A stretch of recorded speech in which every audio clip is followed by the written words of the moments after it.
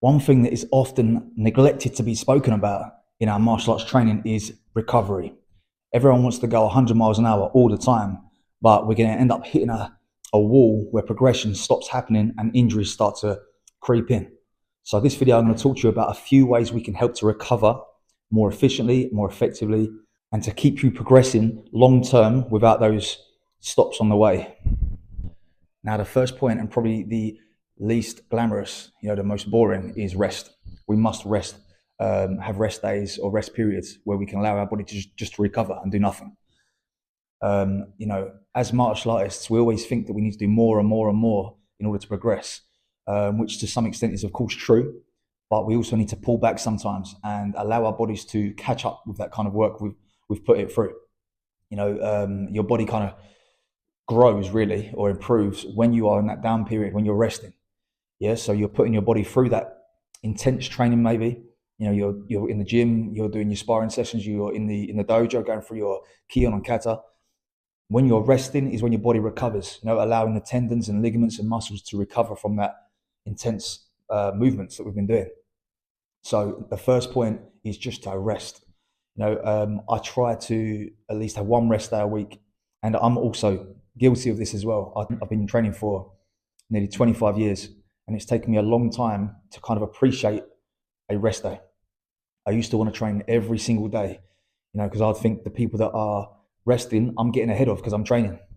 But in reality, you're probably digging yourself into a deeper pit of injury and under recovery. So it's best to have that rest day so you can shoot forwards again, catapult forwards. You're progressing a little bit, take that little rest, and then shoot forwards with a new refreshed body, ready to go again.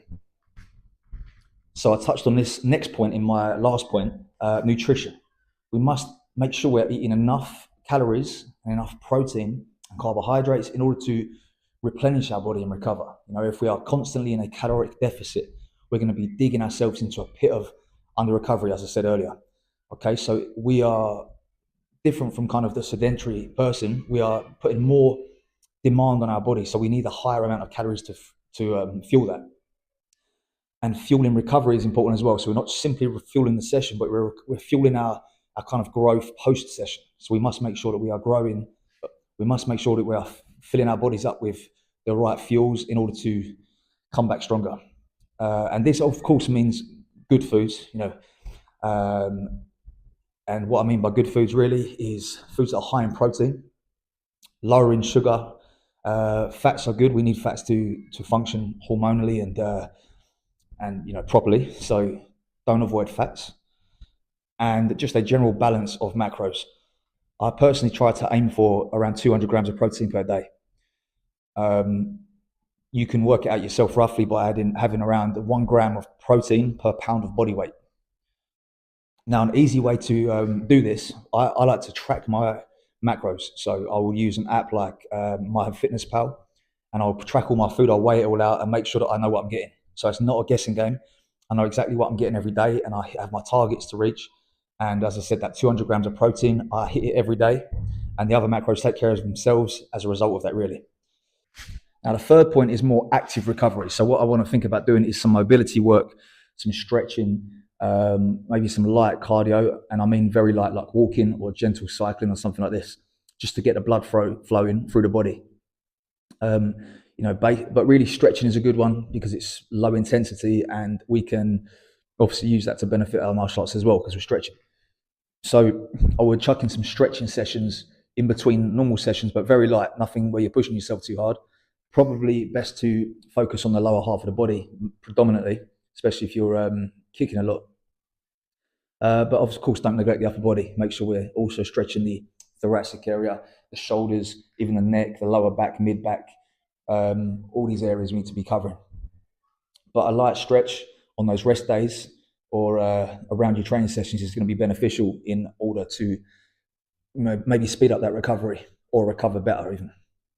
The final point is some kind of therapy, self-therapy. So what I'm talking about with this is, having like a hot bath to soften the muscles up, let the blood flow through the muscles, some massage, some, light massage on your body. Obviously, you can do that yourself or get up someone else to do that. Foam rolling is okay. We can do that kind of thing. The massage guns, also, that's kind of thing's okay. Just anything to just kind of work some blood into the muscle, loosen some bits off, and help you out really. But for me, the best thing usually when I feel tightness and kind of under recovered, a hot bath is good because it just gets everything loosened up, back into a kind of a sort of a more flexible state, and just promotes that blood flow through the body.